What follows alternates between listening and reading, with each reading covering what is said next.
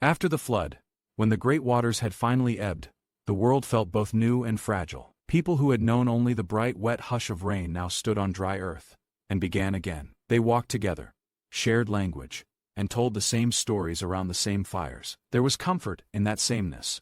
A single tongue that folded grief and joy into the same phrases.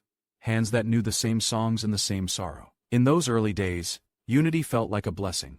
It held the promise of safety. On the wide plain of Shinar, hope and fear braided together into a single sentence. Let us build a city, they said. Let us build a tower whose top reaches the heavens. Let us make for ourselves a name, so that we will not be scattered. That thought came from a very human place.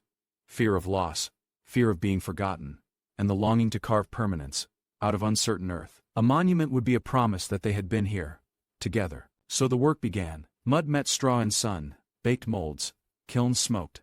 Hands learned a steady rhythm. There were songs at the kilns, short practical refrains to keep pace, and there was laughter when a child smeared clay on a neighbor's sleeve. The labor was honest, communal, and in many ways, beautiful. But even beauty can harden if it forgets why it began. As leaders measured and planners sketched, a new language of progress slipped into the old songs. As the tower rose, so did something else. Unity, once warm and familial, stiffened into purpose. Conversations around the fire were replaced by orders on the scaffold. Where once there had been stories and thanks, there were now plans and timetables. A vocabulary of scale and acclaim took root.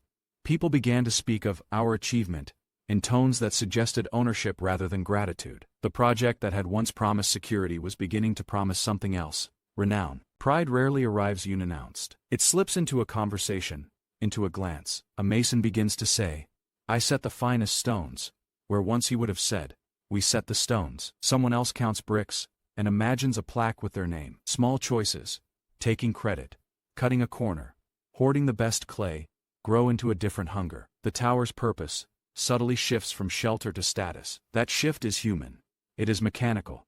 It is tragic, because it is so easy to miss until it has already taken shape. If you squint, the plain of Shinar looks like many places we know. Today we raise towers of glass and steel, platforms and brands, headlines and followers. We lay brick after brick of influence, and often forget to ask for whom we build. The materials and names change, but the underlying urge can be the same: to be certain, to be counted, to be known. The ancient story of Babel is less archaeology and more mirror, showing us what ambition becomes when it forgets humility. In the story, God looks down, not only at the rising stone but at the hearts that shaped it. The decision we meet here is not the simple wrath of a distant God, but something that measures long-term harm against short-term gain. If unchecked ambition had gone on, what would have followed? More towers, perhaps, yet also a slow erosion of the ties that make human life whole.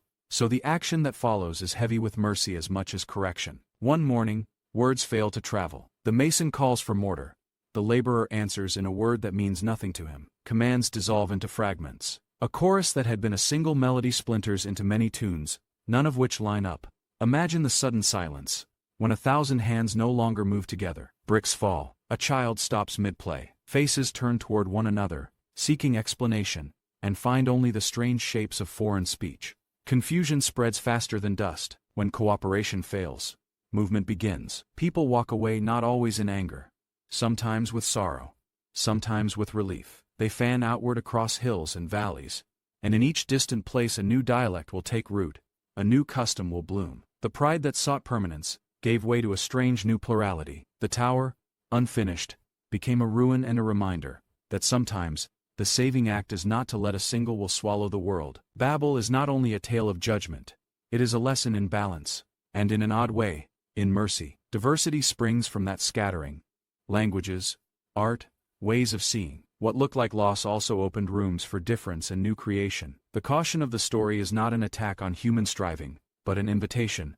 Build, yes, but with humility, with gratitude, with an eye to who benefits and why. Ambition that lacks love will hollow us. Ambition held gently can serve and ennoble. So ask yourself, what tower are you raising today? Is it meant to lift others, or only your own name? The ancients left us this whisper across time. Ask not only how high you can climb, but why you climb at all. If this story lit a question in you, subscribe to Ancient Voices. We'll bring more old words that still have new things to say, one story at a time.